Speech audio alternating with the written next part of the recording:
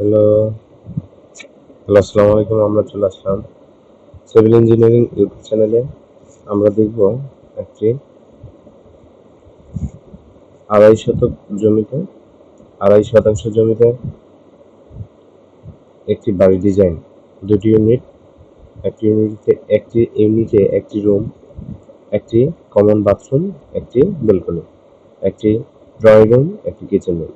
আরেকটি ইউনিটে আছে একটি মাস্টার বেডরুম, একটি ডাইনিং, একটি attach bathroom, balcony, kitchen room, common bathroom, একটি সিঁড়ি।